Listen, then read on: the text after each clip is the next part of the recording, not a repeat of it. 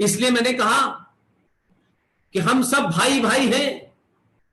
ये जुमला मैं नहीं कह रहा हूं, क्योंकि मैं उन लोगों से आज बात कर रहा हूं जो एक इनलाइटेंड चेतना योग लोग हैं, वाइब्रेंट सोचने वाले लोग हैं, तर्कों पे बात करने वाले लोग हैं। एक ऐसे विश्वविद्यालय जो अयोध्या में है, मैं आज उनसे बात कर रहा हूं, इसलिए शायद मैं अपनी बात को खोल के कह सकता हूं। हम B.R. अम्बेडकर को सुबह से लेकर शाम तक पढ़ते हैं, संविधान में उनका जिक्र करते हैं, और B.R. अम्बेडकर के वारिस जो कर रहे हैं पूरी दुनिया जानती है। लेकिन B.R. अम्बेडकर को मैं, Pushpendra Kulshesh, RS Singh, G.D. Bakshi, professor Kapil Kumar, Lalit Ambardar, Sushil Pandit, हम तमाम सारे लोग ये कहते हैं कि उससे ज्यादा ईमानदार आदमी भारतीय राजनीति में था ही नहीं। लेकिन हमने अपने राजनीतिक स्वार्थों के लिए उस आदमी के लिखे को तब नहीं पढ़ा, उसकी बहसों को तब नहीं सुना जो उसने 1948 में, जब संविधान की सभा की जो मीटिंगें हो रही थी, जो भाषण हो रहे थे, हमने उनको पढ़ा ही नहीं, हमने ये जाना ही नहीं। तो हमको लगता है कि शायद हमसे छुपाया गया। मैं ये मानता हूं कि कुछ ताकतों ने छुपाया गया, लेकिन क्या हमने पढ़ने की और उस खोज करने की कोशिश की? नहीं की।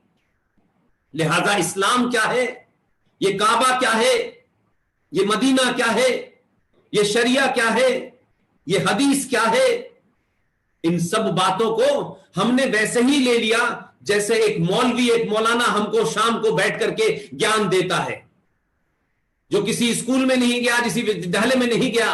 5 वक्त की नमाज पढ़ने से वो इस्लाम का आजिल फाजिल नहीं हो जाता, वो इस्लाम का स्कॉलर नहीं हो जाता। लेकिन उसने जो भी कुछ आपको बताया, आपने उसको बिल्कुल वैसे ही मान लिया और आप उसकी ढपली पीट रहे हैं।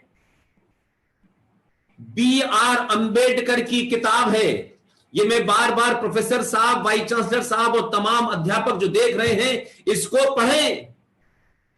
इस किताब का नाम है पाकिस्तान और partition of India.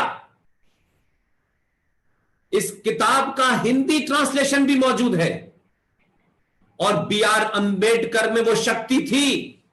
B.R. Ambedkar लालची नहीं थे। B.R. अम्बेडकर जो लिख के चले गए हैं, अगर उसे पढ़ ले भारत का हर सनातनी, तो उसको लगेगा कि अगर हम ईमानदार हैं, अगर B.R. अम्बेडकर भारत का राष्ट्रपिता होता तो ये देश आज इस गर्त में नहीं जाता। इतनी ईमानदारी से उस शख्स ने एक एक बात को समझाया, एक एक बात के बारे में लिख के गया। आप दिसंबर 1948 की संविधान की डिबेट पढ़ें, जिस संविधान में लेकर के आप सुबह से शाम तक चर्चा हो रही है, यह संविधान भारत राष्ट्र के विरोध में है। इसलिए मैंने आपसे कहा कि देश और राष्ट्र में फर्क होता है। हम तमाम सारे लोग समझते हैं कि राष्ट्र और देश एक ही चीज है। राष्ट्र और देश एक नहीं है, स्टेट और नेशन अलग अलग चीजें हैं। इसलिए राष्ट्र में, इसीलिए बार बार मैं स्टेट की चिंता नहीं करता हूं, मैं राष्ट्र की चिंता करता हूं।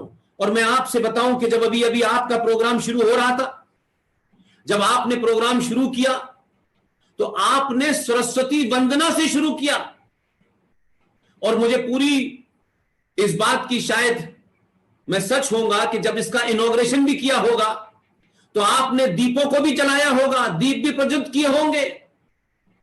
मैं ये पूछना चाहता हूं कि भारत राष्ट्र के अंदर प्रोग्राम चाहे चेन्नई में हो, विशाखापट्टनम में हो, आसाम में हो, इन देश के करीब करीब हर इलाके में मैं गया, सब जगह दीप प्रज्वलित क्यों होते हैं? सब जगह सरस्वती वंदना क्यों गाई जाती है? क्या यह संविधान में लिखा है? नहीं, यह हमारे राष्ट्र की वेदना और संवेदनाएं हैं, यह राष्ट्र की पहचान है, ये राष्ट्र के मूल हैं, ये राष्ट्र की परंपराएं हैं जो हजारों साल से चली आ रही हैं। ये राज्य की नहीं है।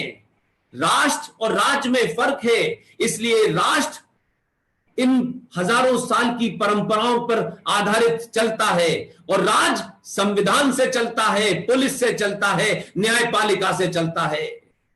संविधान में कुछ घटत और बढ़त हो सकती है, संविधान में कुछ डाला जा सकता है, निकाला जा सकता है, लेकिन राष्ट्र के मूल्यों में से एक पॉइंट भी इधर से उधर नहीं किया जा सकता।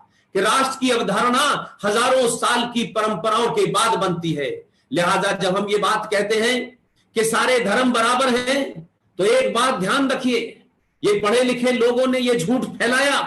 पढ़े लिखे लोगों ने अपनी सत्ता पर काबिज रहने के लिए, अपनी पार्टी को मजबूत करने के लिए, सत्ता में एन कैन प्रकरण से हम बने रहे, इसलिए झूठ फैलाया कि सारे धर्म बराबर हैं। पूरी ईमानदारी से तथ्यों व तर्कों के साथ मैं ये बात कहना चाहता हूं, जब आप कहते हैं कि सारे धर्म बराबर हैं, तो मुझे ऐसा लगता है कि आप गधे और घोड़ों को एक साथ खड़ा कर देते हैं। धर्म हम देखिए दिन ब दिन बोलते हैं लेकिन कभी ध्यान नहीं देते। धर्म होता है अपने दायित्व का निर्वाह करना, अपनी जिम्मेदारियों को पूरी तरीके से ईमानदारी से निभाना, उसे हम धर्म कहते हैं।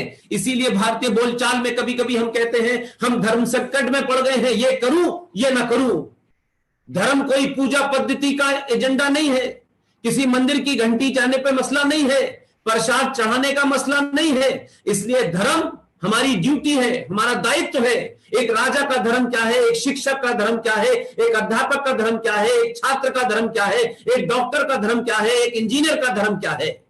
लिहाजा हमारे पूर्वजों ने बड़ी सोची समझी रणनीति के तहत हमको कहा 1976 में, क्योंकि हम तो हजारों साल से कम्युनल थे, हम तो हजारों साल से सांप्रदायिक थे, और ये उन लोगों को सांप्रदायिक बताया जा रहा है जो शाम को चींटी के न मर जाए, चींटी का भोजन कैसे हो उसका भी इंतजाम करते थे, कौवे को खाना कैसे खिलाया जाए उसका भी इंतजाम करते थे, हर रोज गाय को कैसे रोटी दी जाए उसका भी इंतजाम करते थे। उन लोगों को बताया गया कि आप तो बहुत कम्युनल लोग हैं। ये नए आधुनिक भारत में टर्म निकाली गई और कहा गया कि आप सांप्रदायिक लोग हैं। आप जैसे सांप्रदायिक लोगों को सेकुलर बनाने के लिए रात के अंधेरे में भारत के संविधान के अंदर, जब देश के तमाम सारे विपक्षी दल जेलों में थे, तो आपने संविधान के अंदर सेकुलर शब्द जोड़ दिया गया। ये बात मैं इसलिए कह रहा हूं कि आज एक ऐसी ऑडियंस है जहां तमाम सारे लोग चैतन्य बुद्धि के लोग हैं, समझदार लोग हैं, बातों को राजनीतिक कम, आध्यात्मिक और अध्याय के तौर से ज्यादा लेंगे। आप सोचिए कि वह यह शब्द डाला गया तो कहा गया कि इसका हिंदी अनुवाद क्या होगा। तो हिंदी अनुवाद के लिए एलएम सिंघवी साहब को बुलाया गया और एलएम सिंघवी साहब से कहा गया कि आप सेकुलर शब्द का कोई हिंदी शब्द बताएं। तो उन्होंने कहा कि सेकुलर शब्द का जो अर्थ है वो धर्मनिरपेक्ष नहीं हो सकता। सेकुलर शब्द का अगर कोई हिंदी में ट्रांसलेशन हो सकता है तो सिर्फ पंथ निरपेक्ष हो सकता है। लेकिन इंदिरा गांधी तो किसी एजेंडे पे तहत थी, केजीबी के दबाव में थी, विदेशी ताकतों के दबाव में थी। उसी वक्त हिंदुस्तान की पार्लियामेंट के अंदर कितने एक केजीबी के एजेंट बैठे हुए थे, कश्मीर में केजीबी के एजेंट बैठे हुए थे। तो उन्होंने कहा नहीं, इसका धर्मनिरपेक्ष ही करो। और जब धर्मनिरपेक्ष उसका ट्रांसलेशन कर दिया गया तो यह बताया गया कि धर्म मतलब मजहब। धर्म रिलीजन का हिंदी ट्रांसलेशन नहीं है, मजहब का पर्यायवाची धर्म नहीं है। लेकिन हमारे बच्चे को पैदा, अरे सारे धर्म बराबर हैं, आप ऐसी बात क्यों करते हैं भाई। लेकिन मैंने कहा जब सच पढ़ोगे तो पता चलेगा कि मजहब और धर्म में फर्क क्या है। हम इस सृष्टि के उत्पत्ति से लेकर जब तक इसका विनाश नहीं होता तब से लेके आज और आज से लेके हजारों करोड़ों साल तक, जब तक ये कायनात और ब्रह्मांड है, तब तक सृष्टि पे अगर कोई एक धर्म था उस धर्म का नाम है सनातन।